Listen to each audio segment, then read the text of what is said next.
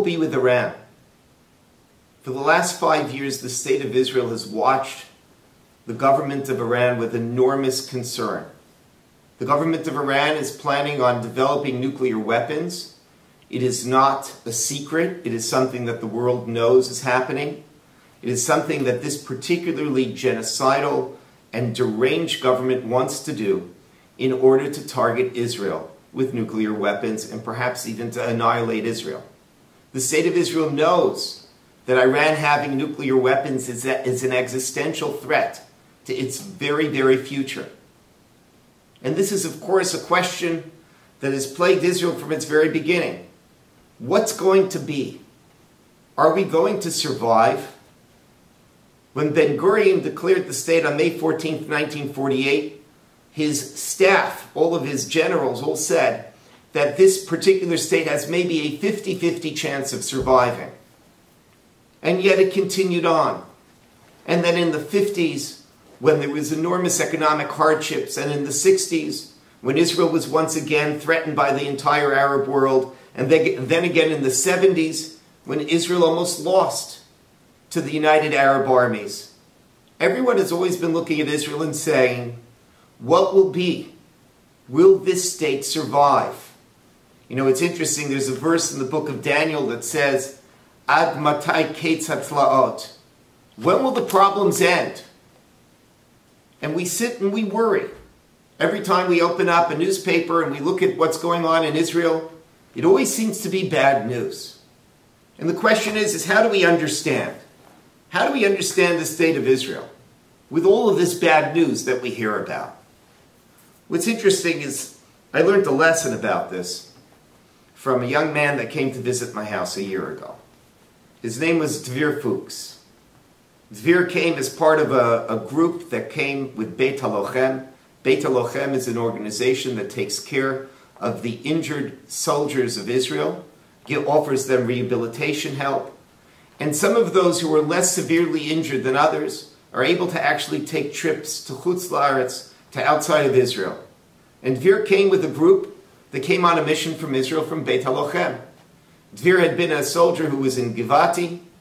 He had, in a training accident, snapped his right foot off from the ankle under, and after an enormous amount of operations and a great deal of rehabilitation work, he was finally able to walk again. And Dvir considered himself to be one of the lucky ones. And what I learned from Dvir is how to read a newspaper. Because every time we read the newspaper about Israel, we read it the wrong way. And from Dvir I learned this is how you read a newspaper. You look first for the positives. Dvir saw his life only in terms of the positive. Yes, he had a terrible accident. Yes, he was going to walk with a limp for the rest of his life. But he had been able to rehabilitate. He'd been able to get married and start a job and start a career. He considered himself to be absolutely privileged. And you know, it reminded me of the famous lesson in the Talmud, where the Talmud says that you need to make 100 brachot, 100 blessings every single day. And I always wondered, what is it, 100 blessings every day? You have to say 100 blessings every day. Boy, it's like we don't have enough prayers as it is. Now you have to make 100 blessings during the day, and if you find yourself a few short, you got to eat a couple of extra vegetables or fruits to fill out the number. But I think the lesson is very powerful. You need to count your blessings every day. Dvir taught me, count your blessings every single day. Look at the positive. Don't sit around and feel self-pity for what you don't have. Feel a sense of joy and gratitude for what you do have. It's a very profound lesson, and in particular, it's a lesson that everybody who cares about the state of Israel needs to learn. You need to learn how to read a newspaper. You need to learn how to feel a sense of wonder and gratitude over the state of Israel. This is a lesson that, on the other side, history has taught us over and over. Yehuda Avner, in his wonderful book, The Prime Ministers, tells about his experience as a young man in Jerusalem on Friday night, finding out that Ben-Gurion had declared the state. And so he makes the blessing of She'achiyanu, thanking God for having allowed him to live to this point. because for nearly 2,000 years, the Jews didn't have their state. Now, the fascinating thing that Avner points out is at the point that he made the Shechianu, he didn't even know the name of the state. No one knew what the state of Israel's name was going to be at that point. It could have been the state of Judea. It could have been multiple names, the state of the Jews. But he made a Shechianu because he knew this was good news. Yes, there was going to be a war. Yes, it was going to claim 1% of the population. Yes, things were very much up in the air.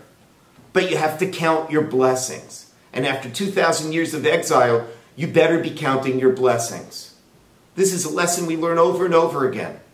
Danny Gordis, in a dispatch that he wrote during the height of the Intifada in Israel, when buses were getting blown up over and over again, he tells about one holiday when they were saying Yizkor, when they were saying the prayers for the dead, and he's about to walk out for Yizkor and he's feeling incredibly sorry for himself. He had moved to Israel from Los Angeles. He felt like maybe I made a bad mistake. Look at where I'm bringing my children. And as he's walking out and his head is drooping a little bit, one of the older members of his synagogue pulls him over and he points inside the synagogue. And inside the synagogue, there are very few people staying inside to say the Yizkor prayer. As you know, the Yizkor prayer is only recited by those who have lost a member of their family. And there are very few people inside, and everybody else is walking outside. And this older member pulls Danny Gordis and he says, you see, no one's inside. Everybody's outside. He says, you know, in the 50s, everybody was inside. Isn't it amazing? In the 1950s, everybody was inside because everybody had lost a member of family. And everybody was saying Yizkor. And even during the height of the Intifada, most Israelis were walking out during Yizkor. In fact, almost all of them were walking outside. The world has changed. That's what Danny Gordis, his friend, was telling him. And that's a powerful lesson. Count your blessings. Recognize that even when things are bad, they're very often better than you think they are. And that's the lesson of the state of Israel. There are always existential threats to the state. But sometimes we have to know how to read a newspaper. And when you read a newspaper and you see that there is a state of Israel, and the state of Israel has an army that can help her protect herself, and that the state of Israel is something that people around the world show their friendship to, and major countries like Canada and the United States are allies of, well then when you read the newspaper and you learn how to count your blessings, you realize maybe things are just not that bad. And may God help us that in the new year, not only things are not that bad, but things end up being very good indeed. Shana Tova.